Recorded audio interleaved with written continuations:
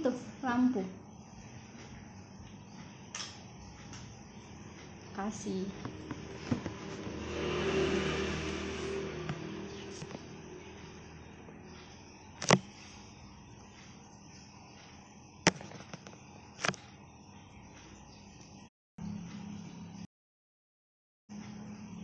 Dek, minta tolong itu lampu. Kasih.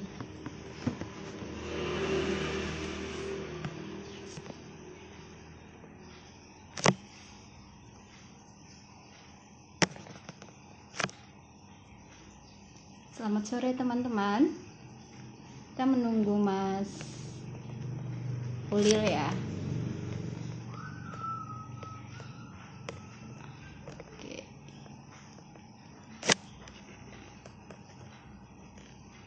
Oke.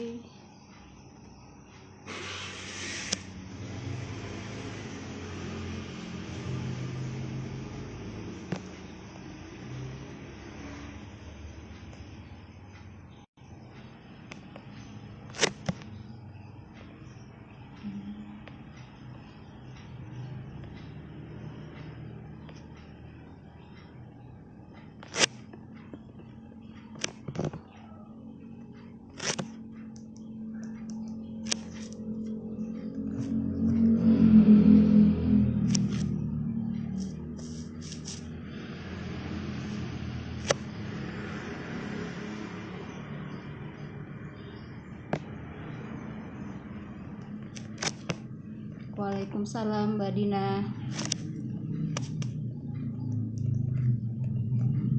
Kita masih menunggu Mas Ulil. Beliau belum bergabung dengan kita. Oke. Halo Le Wardah.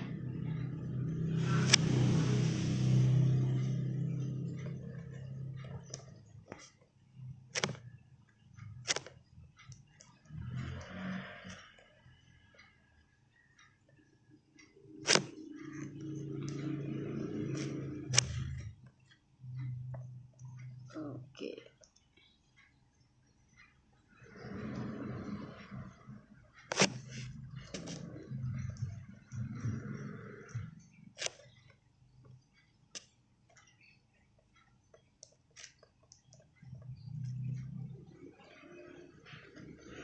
Oke.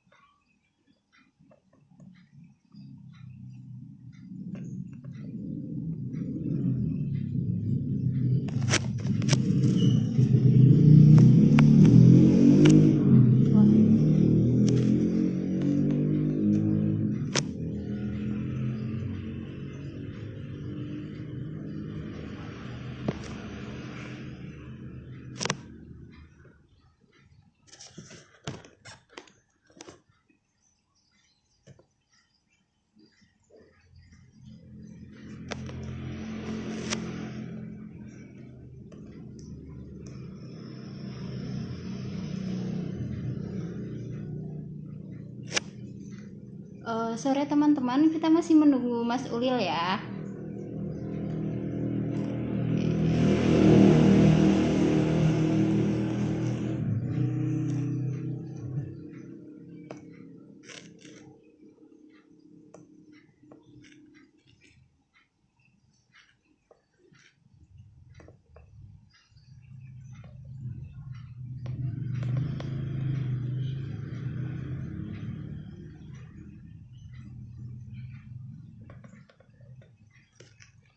Waalaikumsalam Mbak Rona, Merah Mbak Rona. Oke, Mas Ulil sudah bergabung dengan kita.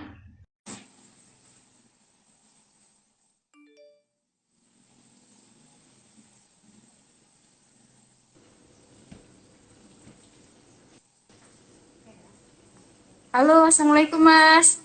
Waalaikumsalam.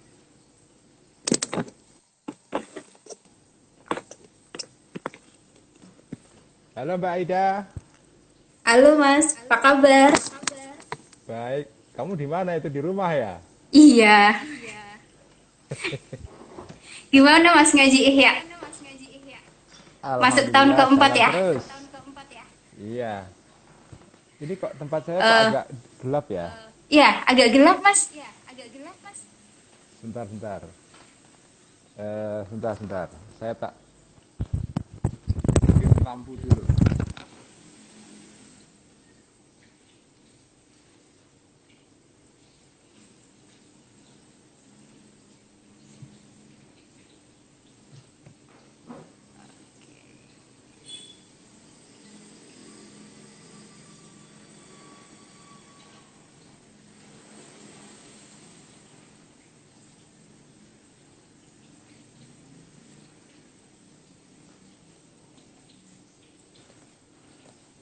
Terang nggak? Cukup terang sih daripada tadi. Agak terang ya? Iya, agak terang.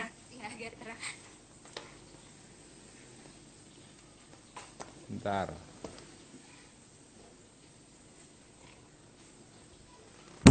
Is. Wah, ini cukup terang.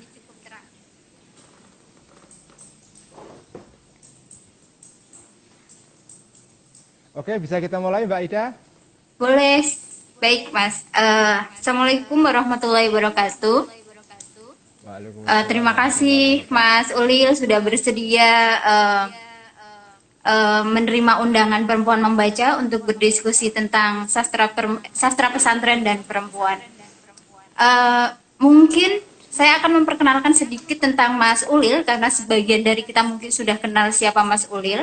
Mas Ulil adalah cendekiawan Muslim yang lahir dan besar dalam tradisi NU dan pesantren tentu saja. Eh, dari beberapa tulisan Mas Ulil, saya membaca bahwa ayah beliau, Kiai Rifai itu sangat mencintai nahwu. Begitu ya Mas ya? Betul. Betul. Ya, dan salah Niat satunya Imam adalah, Rifai. ya, dan salah satunya mungkin yang disukai adalah Nazom Alfiyah dan dalam bentuk syair-syair itu. Nah, berkaitan dengan sastra pesantren, Mas. Apa sih sastra pesantren menurut Mas Ulil? Apa bedanya dengan sastra Islami yang pada tahun 2000-an mulai agak gencar yang dimulai dengan Mbak Asma Nadia melalui FLP-nya? Atau apa bedanya dengan sastra religi yang lebih dulu ada begitu? Em, saya bukan, ya terima kasih Mbak Aida ya. Assalamualaikum warahmatullahi wabarakatuh. Waalaikumsalam. Teman-teman semua, hari ini kita ngabuburit membahas satu tema yang saya suka sekali karena saya pecinta sastra Pak. dan saya juga keturunan dari orang-orang yang mencintai sastra. Em, Pertama-tama saya bukan seorang kritikus sastra sehingga ulasan saya ini ulasan awam dan bukan ulasan yang sistematis ya. Saya mencoba mendefinisikan sastra pesantren itu dengan dua cara Mbak Ida. Yang pertama adalah sastra yang ditulis oleh orang-orang yang berasal dari background pesantren, ya. Eh, Bisa itu keluarga kiai atau orang yang pernah nyantri di pesantren, baik itu Ya. pesantren tradisional ala NU ataupun pesantren modern seperti Gontor dan sejenisnya ya. Itu pertama definisi saya. Yang kedua adalah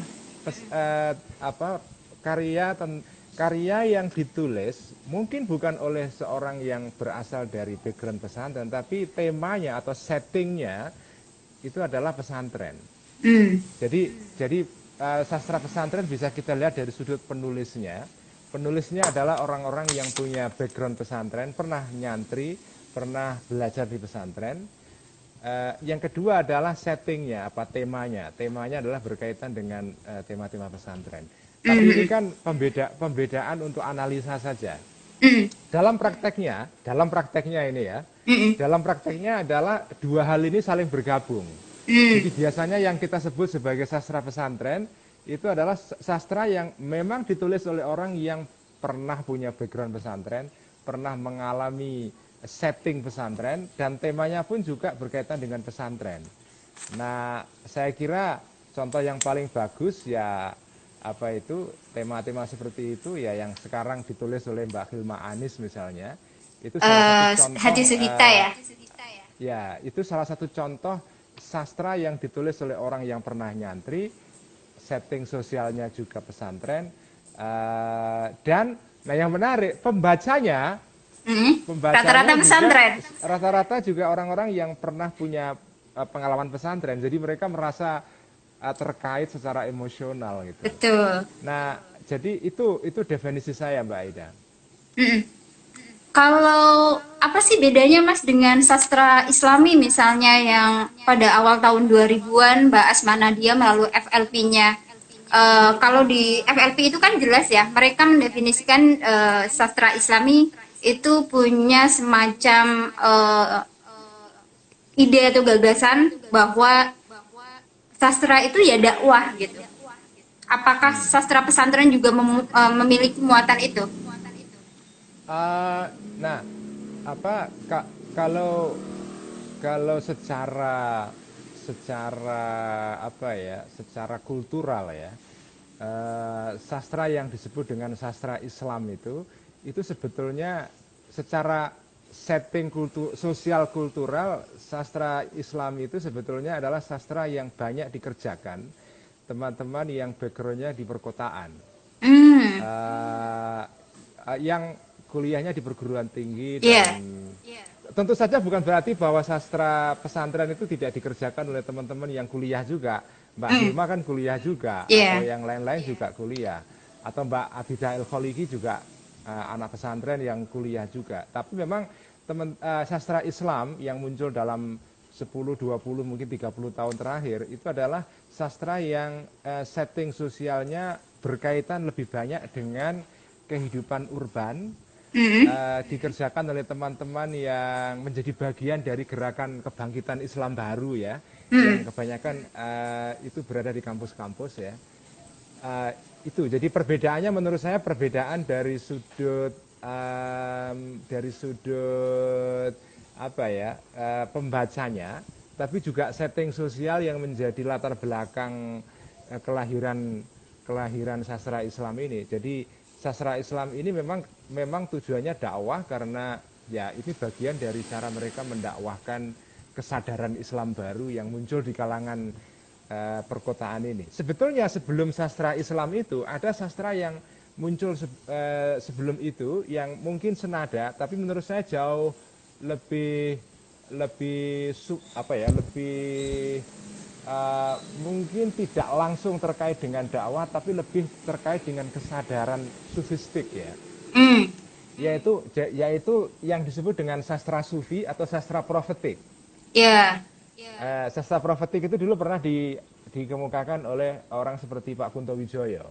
iya, Ya, sastra profetik itu sastra yang mungkin tidak semata-mata dakwah, tapi kesadarannya adalah kesadaran menyampaikan satu pesan-pesan yang terkait dengan spiritualitas ya. Tidak harus terang-terangan berkaitan dengan masalah agama, tetapi terkait dengan kesadaran spiritual. Kesadaran spiritual itu kesadaran yang melampaui apa ya, label-label agama, tapi sebetulnya sejatinya adalah agama. hmm, Jadi misalnya salah satu ciri khas sastra profetik itu kan antara lain adalah bahwa Tuhan itu ditemukan di dalam misalnya kehidupan sehari-hari seperti orang-orang miskin. hmm, Menolong orang miskin itu adalah bagian dari cara kita bertakarub atau mendekati Tuhan misalnya. Apa dan di dalam sastra profetik itu ada kesadaran bahwa simbol agama yang formal itu tidak memadai, tapi yang lebih penting adalah kesadaran esensialnya ya. hmm, Jadi banyak sekali gerakan-gerakan yang terkait dengan sastra Islam, tanda kutip begitu ya. Ada iya, sastra santri, ada sastra Islam, ada sastra sufi, ada sastra sastra religi, profetik, ada sastra religius ya. hmm. Bagi saya sih semuanya oke lah. Tapi apa sih Mas yang membuat sastra pesantren itu menjadi penting untuk kesusastraan di Indonesia misalnya? Menurut saya arti pentingnya adalah itu memperkaya apa ya, setting sosialnya dan juga tema-temanya itu. mungkin kita bisa sebut bahwa ini sastra yang berlatar belakang setting lokal ya, yang tidak semua orang tahu. Misalnya setting pesantren itu kan setting sosial yang walaupun itu secara geografis dekat dengan banyak orang, tapi mereka tidak mengerti sebetulnya apa kehidupan yang ada di dalam pesantren itu. Ya sama dengan kita juga nggak ngerti, walaupun kita sering nonton misalnya pertunjukan seperti misalnya Reok Ponorogo. Iya. Ya, tapi kan ya kita bisa melihat pertunjukannya, tapi bagaimana komunitas reok itu bertumbuh misalnya, itu kan kebudayaan atau kultur yang hanya bisa diketahui oleh orang yang ada di dalamnya. Nah, sastra pesantren itu membantu orang untuk memahami bagaimana setting sosial yang berada di pesantren, dan saya kira itu setting sosial yang menarik. Apakah Selain Mbak Aida ya, Iya. selain nilai-nilai, Iya. nilai-nilai juga. Nilai-nilai itu juga penting, karena nilai-nilai yang berkembang di pesantren menurut saya banyak nilai-nilai yang itu berguna untuk di-share, dibagikan dengan banyak orang. Mas, tadi kan Mas Ulil menyebut bahwa definisi sastra pesantren menurut Mas Ulil ada dua ya, setidaknya ditulis oleh orang-orang yang pernah di pesantren, baik lingkungan keluarga ataupun santri, atau yang kedua adalah muatannya, settingnya adalah pesantren. Saya mau tanya, ini kadang-kadang terpikir, jangan-jangan kalau anak-anak lingkungan pesantren menyebut ada sastra pesantren, kan kita tahu ya di kalangan non-muslim juga ada sekolah semacam pesantren yang namanya seminari. Dan kita juga tahu ada beberapa sastrawan yang lahir dari seminari, misalnya Pak Joko Pinurbo atau Mario F. Lawi begitu. Apakah memungkinkan, mohon maaf kalau terlalu jauh, apakah memungkinkan ada sastra, misalnya sastra seminari gitu? Ya, itu tergantung teman-teman yang pernah di seminari, apakah mereka kepengen menulis mengenai dunia seminari mereka. Saya sih belum banyak membaca tentang sastra yang ditulis oleh teman-teman seminari. Mungkin salah satunya adalah yang meskipun tidak langsung yang ditulis oleh Romo Mangun misalnya, itu juga ada salah satu novel dia yang kalau tidak salah backgroundnya adalah seminari ya, Romo Mangun. Ya bisa saja. Jadi ini kan sastra ini kan satu bentuk apa ya, bentuk literer atau bentuk ungkapan yang bisa mengambil tema apa saja kan. Bagi saya makin banyak setting-setting sosial yang diungkap melalui genre atau jenis tulisan seperti ini, tulisan kreatif ya, yang menggunakan cerita sebagai pendekatannya, itu saya kira makin menarik ya.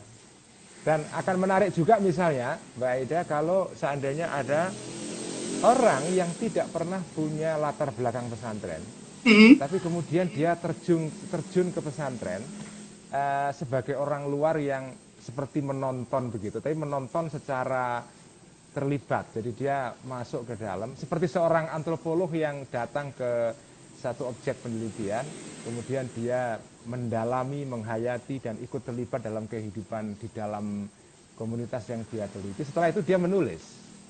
Itu juga menarik. Sejauh ini sih saya belum, mungkin saya keliru, tapi saya belum pernah menjumpai ya ada satu jenis novel yang ditulis oleh orang luar pesantren tentang pesantren. Ya, tapi dia mencoba untuk memahami dunia pesantren dengan kacamata dia. Itu pasti juga menarik ya. Jadi karena kalau orang pesantren sendiri kan, ya karena kita sudah terlibat di dalam, kita paham betul, tapi kadang-kadang orang yang di dalam kadang-kadang tidak melihat sesuatu yang tidak dilihat oleh orang yang dari luar sama sekali. Iya, betul.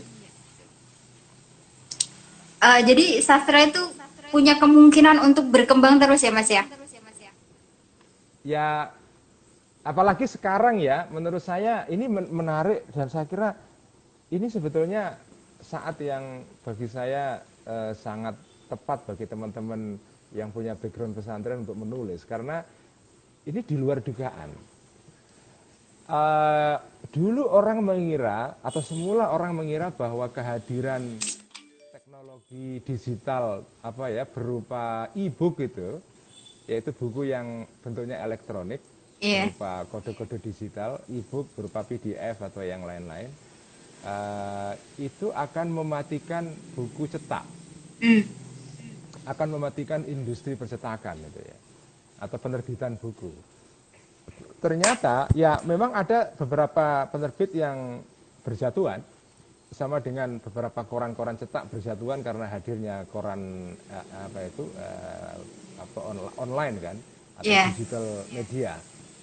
Tapi ada beberapa penerbit yang justru sekarang makin hidup karena adanya teknologi digital sekarang. Jadi sekarang ini karena saya punya beberapa teman penerbit di Jogja terutama dan juga di Jakarta yang mereka ini haus naskah. Hmm. Ternyata pembaca Indonesia sekarang itu membutuhkan banyak bacaan-bacaan sekarang. Kita kan nggak bisa mengingkari begitu masyarakat itu tingkat ekonominya naik ya. Sekarang karena ada corona ini mungkin terjadi apa ya? Terjadi kemunduran dalam banyak hal, terutama ekonomi ya. Banyak orang yang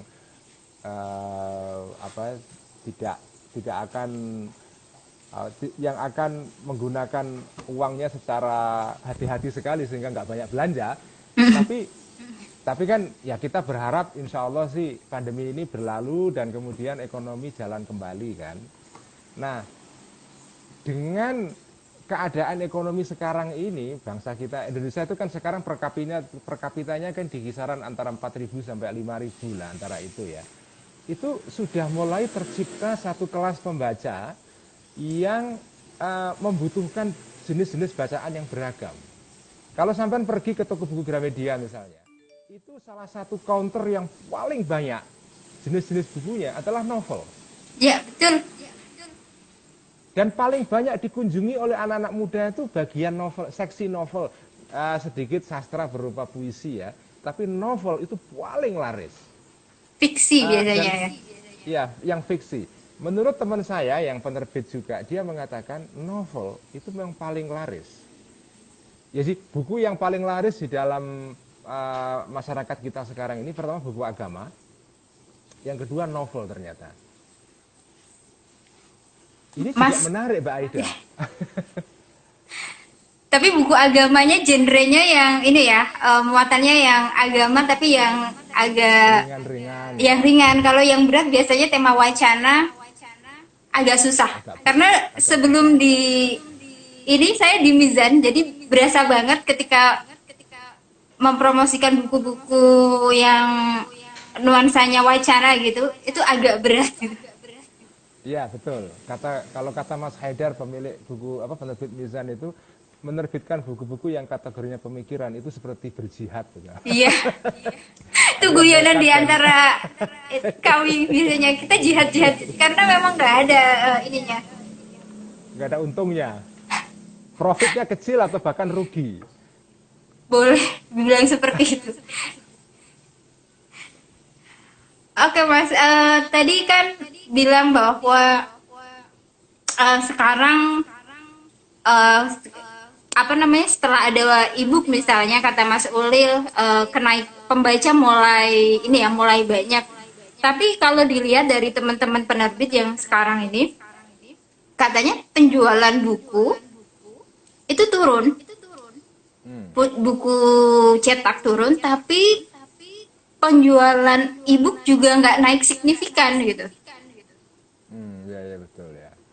Iya. Karena ini salah satu tantangan perbukuan kita kan, tapi ini di luar tema kita ya, yaitu membanjirnya pembajakan itu juga mengerikan ya. Iya. Karena sekarang pembajakan bisa dikerjakan dengan mudah sekali, sangat mudah sekali, beda dengan dulu. Tapi betul ya, mungkin saya nggak tahu data-datanya, mungkin penjualan buku turun apakah turunnya itu karena minat baca yang berkurang atau karena perekonomian yang sedang memburuk ya, sehingga orang tidak mudah membelanjakan uangnya untuk hal-hal yang tidak bersifat primer ya. Hmm. Tapi kalau saya lihat berdasarkan cerita-cerita dari teman-teman saya yang penerbit itu, ya sebetulnya mereka itu apa ya, sangat haus naskah dan berusaha untuk menerbitkan apa buku sebanyak mungkin, karena kalau tidak mereka rugi juga kan. Jadi Iya, iya. saya ingin mengatakan bahwa sebetulnya sekarang ini adalah saat terbaik bagi para teman-teman yang punya background pesantren untuk ikut berkontribusi di dalam menulis sastra yang berlatar belakang pesantren ini. Oke. Baik Mas, kita masih punya sekitar 20 menit lagi, kita akan bergeser sedikit ke sastra pesantren dan perempuan. Eh, dalam pandangan Mas Ulil, bagaimana sih posisi perempuan dalam sastra pesantren, baik dia sebagai penulisnya ataupun sebagai tokoh-tokoh di dalam buku atau novel-novel yang ada? Saya terus terang tidak mengamati secara detail perkembangan sastra pesantren, hanya dari jauh saja. Tapi yang menarik adalah justru penulis-penulis dari kalangan pesantren ini yang muncul belakangan justru perempuan yang paling banyak kan. Iya betul. Yang paling kelihatan tentu adalah Mbak Abida El Khaliki ya, yang pertama Iya, kali perempuan merintis berkalung serban. ya, yang merintis apa itu tradisi sastra pesantren ini. Kemudian ada Mbak Hilma Anis, kemudian ada satu lagi yang teman dari KUPI itu yang menulis Muyasaratul perempuan. Hafidah. Ya, Maisarul Hafidah itu juga menarik sekali. Itu juga salah satu perkembangan yang bagi saya sangat menggembirakan ya. Jadi justru teman-teman perempuan yang paling aktif terlibat di dalam mengembangkan sastra pesantren ini. Dan tapi kok kayaknya apa ya, jejaknya Mbak Hilma Anis kok belum banyak menginspirasi generasi berikutnya ya, saya agak cemas juga itu. Saya kepengennya muncul ada Mbak Hilma Anis yang baru gitu ya. Itu udah ada Muyas, Mas. Ya baru satu ya. Saya kepengen, karena kan kemarin tuh sempat kayak demam apa itu Suhita gitu ya. Iya. Ya, strategi yang dipakai juga sangat menarik sih Mbak Hilma itu. Di secara rutin gitu di-upload dulu di Facebook. Setelah engagement dengan pembacanya cukup baik, dipotong tiba-tiba karena akan diterbitkan. Mau nggak mau pembacanya langsung ini kapan nih buku diterbitin, kapan nih buku diterbitin. Itu menurut saya sih strategi yang sangat bagus untuk sebuah buku ya. Ini Mbak Aida ya, saya di sini punya beberapa punya beberapa novel ya. Ya selain Mbak Hilma Anis, ini ada juga nama lain seperti Mbak Najhati Sharma ya. Oh ya, dua barista. Ya, dua barista. Ini juga perlu disebut ini. Dan saya suka karena dari segi editing ini lumayan bagus ya. Dan ada satu komunitas yang menarik ini, KPFI ya, tahu sampean ya, komunitas penulis Facebook Indonesia itu ini juga satu komunitas baru yang bagi saya menarik. Jadi selain Mbak Muyasaratul Hafidhah ya, ini Hilda ini juga menarik novelnya ini, Cinta, Luka dan Perjuangan. Dan ini malah justru ada tanda kutip dakwah di situ, untuk ada satu misi dakwah di situ untuk mengembangkan kesadaran tentang gender kan. Betul. Itu juga bagi saya menarik. Jadi sudah mulai muncul beberapa generasi baru, dan ya itu kembali tadi, sebetulnya memang begini, pembaca Indonesia itu memang tidak besar kalau di jumlah total ya. Orang yang mau baca buku itu tidak besar. Tetapi saya nggak tahu berapa angkanya, tapi yang jelas bahwa pembaca yang ada ini saja itu sudah menghidupi beberapa penerbit. Tapi sedikit itu, Mas. Ya memang sedikit, tetapi itu ada industri buku sekarang, terutama industri buku yang terkait dengan kisah-kisah yang buku-buku fiktif ya, fiksi ya, novel mungkin dan mungkin kumpulan cerpen ya. Itu lumayan berkembang karena adanya pembaca yang masih sedikit ini. Hmm. Artinya ya dengan jumlah yang terbatas ini pun itu sudah melahirkan industri buku, ada penerbit yang mau menerbitkan buku-buku yang terkait dengan kebutuhan mereka, ada novel-novel, dan bahwa toko buku itu menyediakan counter yang cukup besar untuk buku-buku seperti ini menunjukkan bahwa sebetulnya adalah pembaca itu meskipun tidak besar ya. Jadi buku memilih pembacanya ya Mas? Ya, buku memilih pembacanya karena ya memang nggak bisa lain, penerbit harus hidup, jadi harus memenuhi kebutuhan literer para pembacanya ya. Betul, betul. Ini ada komentar dari Mas Fahmi, katanya anak beliau menerbitkan satu buku dan baru diterbitkan pada masa lockdown ini, dan bukunya itu membahas tentang pesantren, meskipun Oh, putra menarik, beliau menarik itu. bukan dari pesantren katanya. Ya, jadi saya senang sekali ada perkembangan seperti ini ya. Dan ingin saya tambahkan Mbak Aida ya, sekarang itu menerbitkan buku itu bukan sesuatu yang mewah dalam pengertian dulu orang yang bisa menerbitkan buku itu nggak sembarang orang ya. Tapi sekarang kan dengan teknologi percetakan, teknologi printing, itu sebetulnya kita bisa nerbitin buku asal orientasinya bukan profit ya. Iya. Kita bisa nerbitin buku sendiri, misalnya 500 eksemplar, 1000 eksemplar terjual habis atau terjual separuhnya, itu udah lumayan. Dan dengan jaringan online marketing yang sekarang makin terbuka luas, ya orang bisa menawarkan buku-buku yang macam-macam. Dan sekarang kan toko buku itu sudah digantikan oleh namanya reseller kan. Iya Mas, betul betul. Jadi Apalagi di orang yang masa-masa seperti ini. iya, jadi sekarang fungsi toko buku sudah digantikan oleh reseller, dan reseller sekarang ya lumayan penghasilannya. Iya, Ada beberapa orang yang ya tidak banyak tapi yang hidup dari reseller. profesi sebagai reseller ini. Iya. Menurut Mas Ulil, bagaimana apa namanya masa depan sastra pesantren dan perempuan khususnya? Ini gini, belajar dari perkembangan sastra di luar pesantren dan juga dalam konteks global secara keseluruhan ya. Pesan ini penting saya sampaikan kepada teman-teman yang kebetulan nonton pada hari ini, dan semoga nanti pesan ini juga sampai kepada teman-teman yang lain. Mbak Aida, ya, Iya. sampai itu nulis buku itu akan semangat kalau ada orang membahas. Tuh. Kalau sampai nulis buku nggak ada orang yang nyinggung-nyinggung, nggak ada orang yang membahas, itu kayak patah hati. Kayak nggak diapresiasi ya?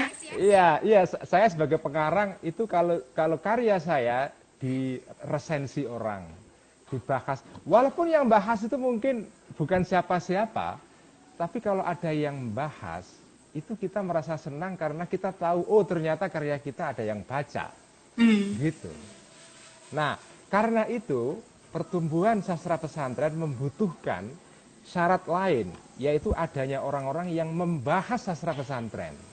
Dengan kata lain, ada kritik sastra pesantren. Dan itu harus ada orang yang mendedikasikan waktu untuk itu. Ada orang yang menjadi kritikus sastra pesantren. Seperti kalau dalam sastra Indonesia dulu ya ada H.B. Yasin gitu ya. Iya. Dulu ketika era H.B. Yasin, kalau ada sastrawan atau penulis Indonesia baru, kok karyanya dibahas H.B. Yasin, itu gembiranya udah berminggu-minggu itu. Karena dia merasa karya dia itu diperhatikan oleh orang yang punya otoritas besar dalam sastra Indonesia.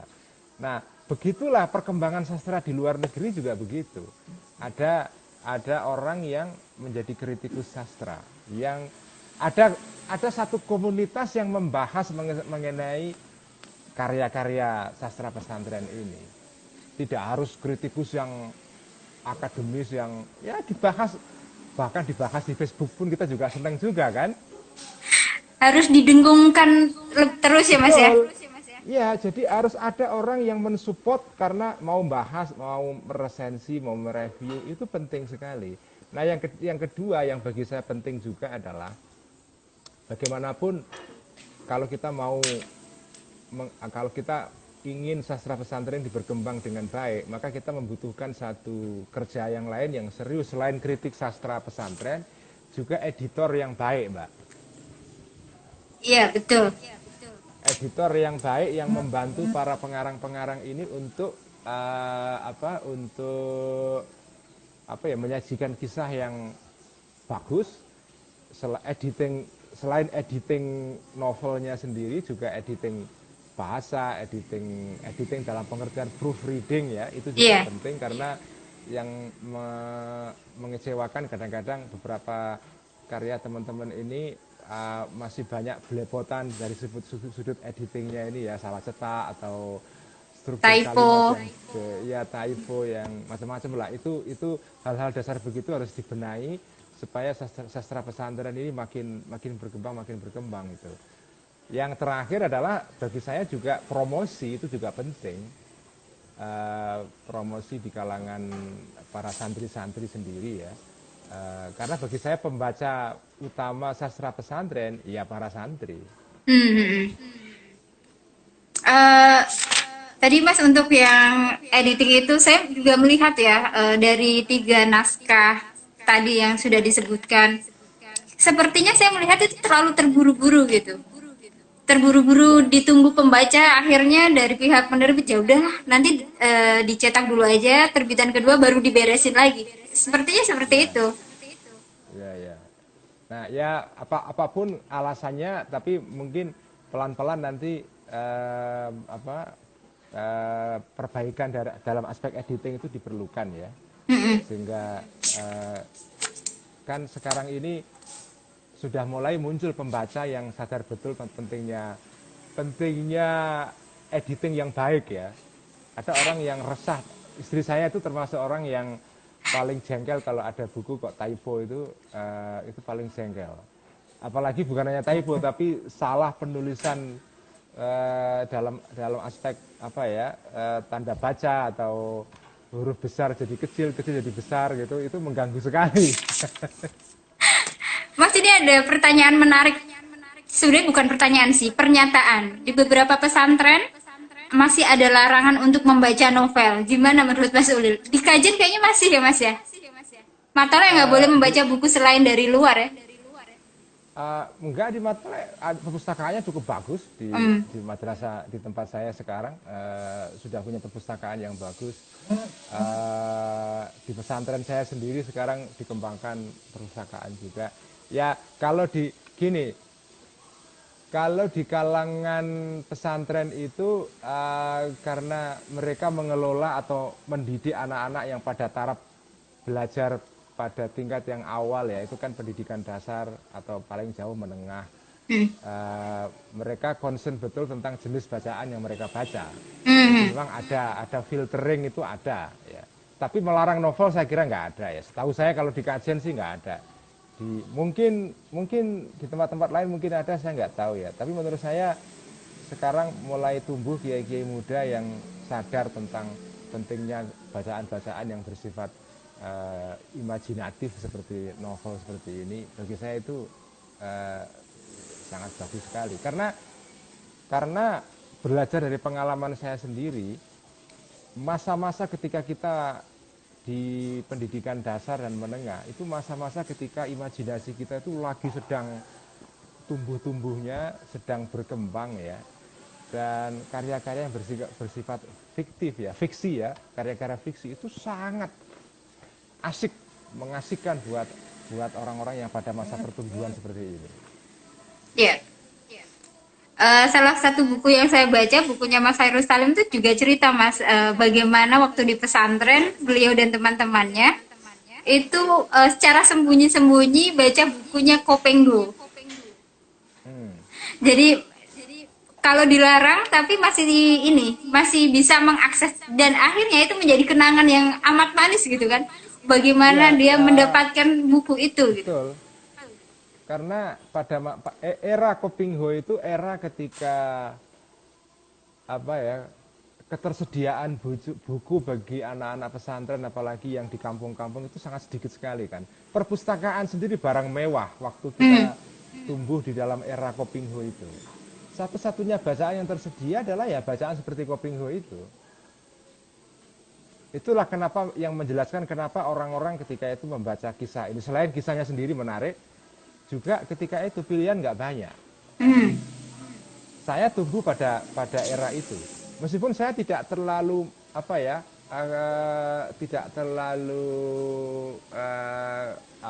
tidak terlalu addicted ya atau apa keranjingan baca Kopingho, tapi saya keranjingan baca novel-novelnya Balai Pustaka.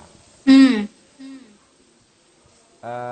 Entah bagaimana ceritanya ketika saya di pondok pesantren dulu itu saya mendapatkan bukan melalui perpustakaan tapi melalui pinjaman dari beberapa orang gitu. Saya mendapatkan misalnya novelnya Siti Nurbaya, kemudian Kawin Paksa, Salah Asuhan ya, Salah asuhan. Salah Asuhan. Kemudian di bawah lindungan Ka'bah, Tenggelamnya Kapal Van der Wijk. Kemudian saya membaca bukunya Sultan Takdir Ali Syahbana, apa namanya, Layar Terkembang atau apa ya? Layar Terkembang Jadi Guru. Bukan, Dian yang Tak Pernah Padam. Dian yang Tak Pernah Padam. Itu salah satu karya yang saya baca, karya Sultan Takdir. Kemudian saya baca juga karyanya Armin Pane, Belenggu ya, yang agak susah, tapi saya baca itu. Itu masa-masa itu masa-masa yang bagi saya sangat indah sekali karena itulah imajinasi kita sebagai anak-anak berkembang dan membutuhkan bacaan yang memenuhi imajinasi kita itu. Dan ternyata Mbak Aida,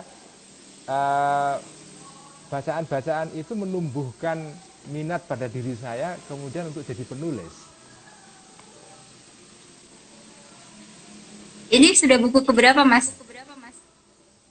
Yang mana?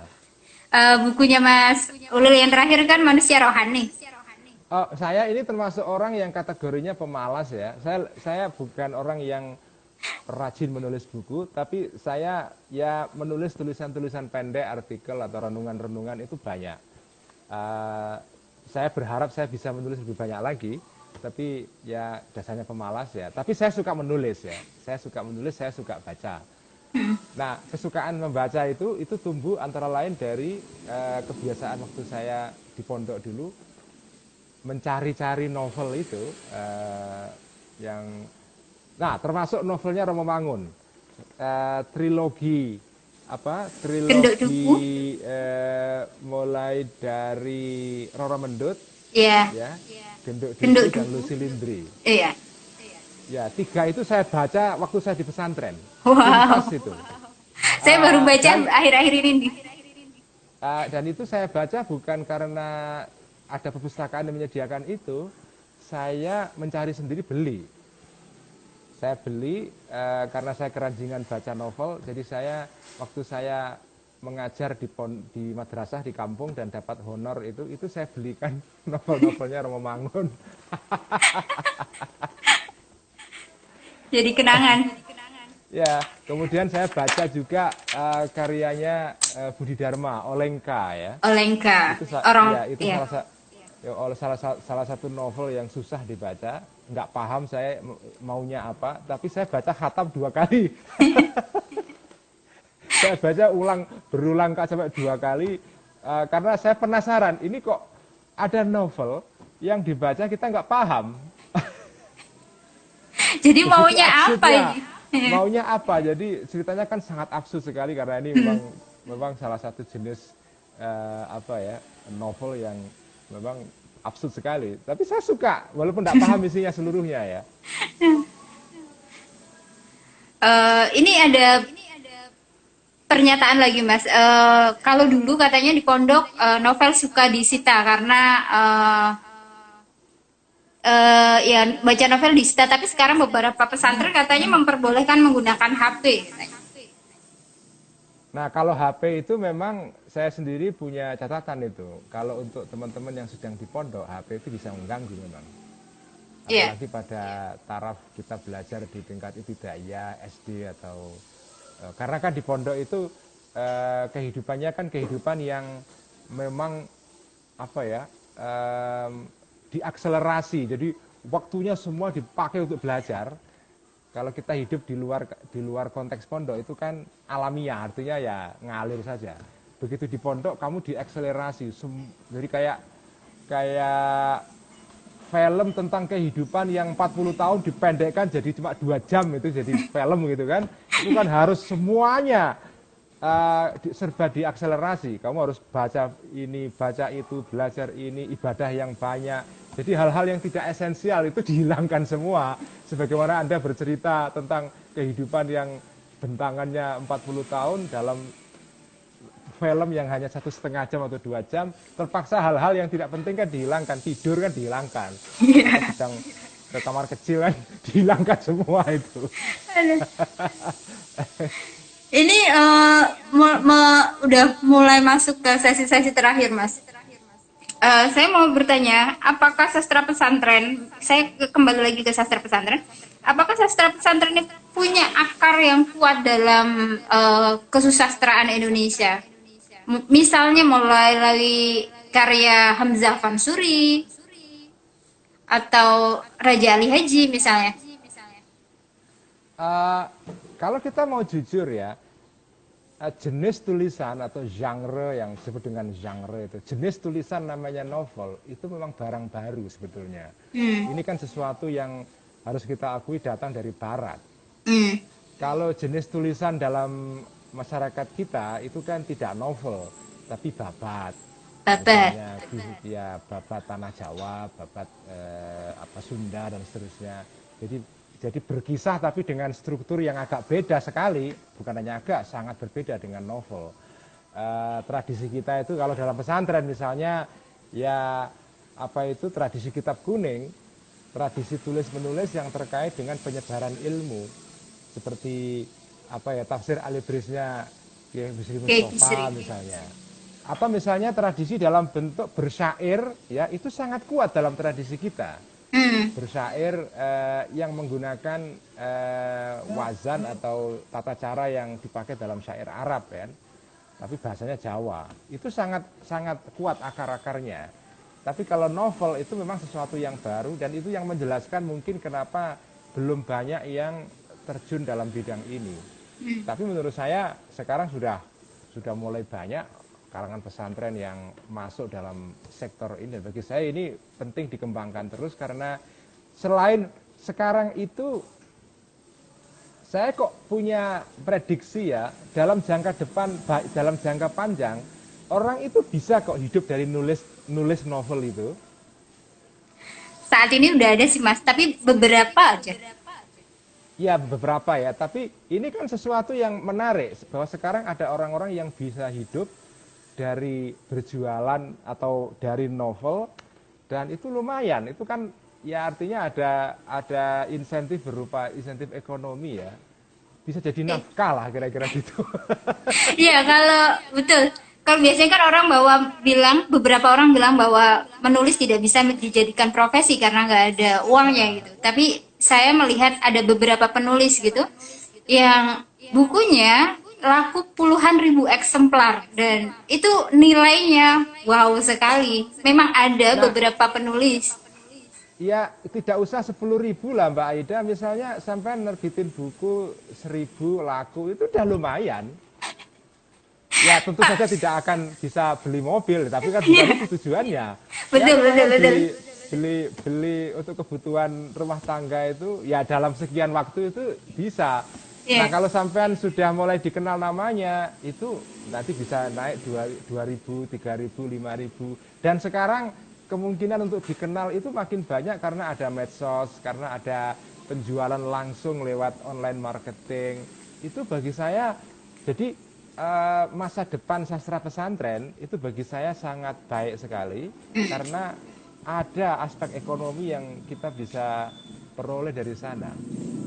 Kita bisa mencari nafkah lewat tulisan-tulisan ini. Selain ini kalau belajar dari Mbah Busri Mustafa, ayahandanya Gus Mus ya, nulis itu untuk untuk menafkahi keluarga itu sangat mulia sekali. Jadi jangan dikira bahwa menafkahi keluarga dengan cara menulis itu bukan sesuatu itu sangat baik sekali, meskipun aspek ikhlas itu juga penting. Jadi kata Mbak Bisri, kalau sedang nulis itu niati untuk menafkahi keluarga sehingga motivasinya tinggi. Nanti kalau mau dikirim ke penerbit sudah selesai baru ikhlas. Lillahi ta'ala itu nanti kalau sudah jadi naskahnya mau dikirim ke penerbit itu baru lillahi ta'ala. Tapi pertama-tama itu niatnya adalah supaya nafkahi anak bojo atau anak istri supaya ada dorongan. Mas, kita sudah hampir sampai banget di pukul 5 karena beberapa pendengar kita atau yang ikut di acara ini pasti harus menyiapkan buka puasa dan sebagainya. Apakah Mas Ulil punya statement akhir gitu untuk sastra pesantren dan perempuan? Saya mendorong teman-teman untuk nulis dengan latar belakang pesantren. Itu sangat banyak sekali hal yang bisa ditulis tentang pesantren itu. Udahlah tulis saja, nggak usah risau mengenai kualitasnya. Yang disebut dengan kualitas itu berkembang secara pelan-pelan melalui proses. Nulis, dan itu penting buat memperkaya tradisi literer kita. Terima kasih. Mas, boleh satu lagi nggak? Ya. Kemarin kayak Mas Ulil membaca puisi, jadi bolehkah di kesempatan ini membaca satu puisi buat teman-teman? Problemnya puisi saya ada di HP yang sedang saya pakai untuk siaran ini. Kalau saya buka puisinya mati ini siaran. Iya. Waduh, kita nggak bisa dengar puisi nih. Ya udah nggak apa-apa. Makasih. Saya punya beberapa puisi yang ya untuk koleksi pribadi, tapi ada di HP saya ini. Jadi nggak bisa saya tutup ini. Baik. Terima kasih Mas Ulil atas obrolan yang sangat kaya ini, sangat bergizi. Saya dari mewakili teman-teman dari Perempuan Membaca mengucapkan terima kasih sebanyak-banyaknya dan terima kasih kepada